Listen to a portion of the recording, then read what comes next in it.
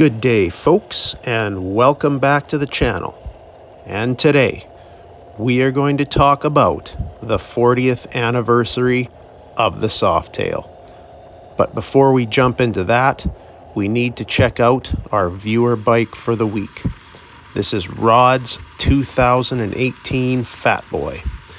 This bike has 14-inch apes, Vance & Hines exhaust, Viking saddlebags, chrome engine guard, and a touring seat with a rider backrest.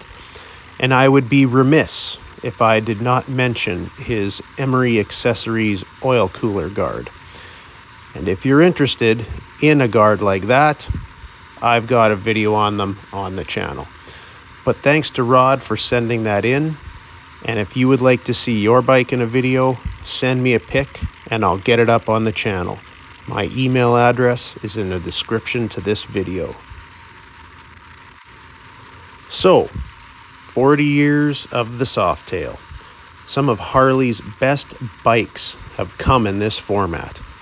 The Heritage Softail, Springer Softail, the Slim, and of course, the bike I'm on right now, the Fat Boy.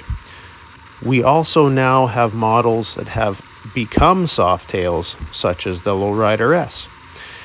And for those who don't know, the Softail was not really a design that Harley came up with. So let's have a look back at this iconic model. The Softail design was devised by an independent engineer named Bill Davis. The idea was to have a bike that had rear suspension but also kept the look of a hardtail. He came up with this innovation in the mid-70s, and he actually met with Willie G, who apparently was impressed, but he would not commit to using the design, at least not yet. It was Harley's Jeffrey Blaustein who later ended up contacting Davis, who agreed to sell his patents to Harley Davidson in early 1982.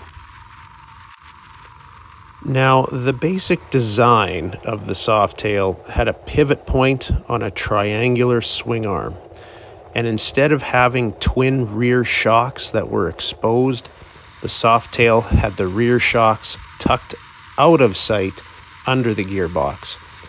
It also allowed the horseshoe oil tank to be placed under the seat.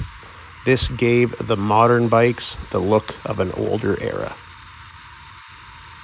The first Harley Softail was the 1984 FXST Softail. This bike came with the new Evolution engine and had the rear shocks tucked away out of sight.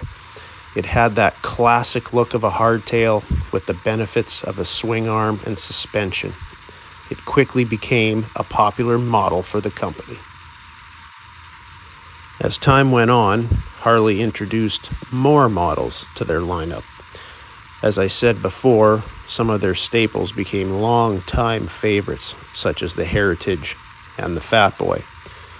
They also came out with some models not long for this world, such as the Night Train, the Softail Deuce, and the Crossbones.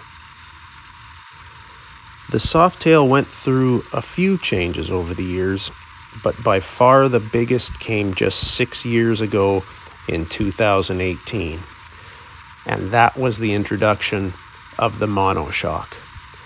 Gone were the twin shocks mounted under the bike, which could be a real pain in the ass to adjust. This new Softail frame has a different shaped swing arm and is suspended by a single rear shock absorber. This shock is mounted directly under the seat. This also had Harley moving the oil tank more to the bottom of the bike, which helps to dissipate heat, especially from the rider. The company states that this new design is stiffer and it does have a reduced weight from the previous models. Also, around the same time, Harley made the decision to end the Dyna lineup. That was a heavily controversial decision. The Dynas were a very loved line of bikes. I knew a lot of people who rode those bikes, so I feel their pain.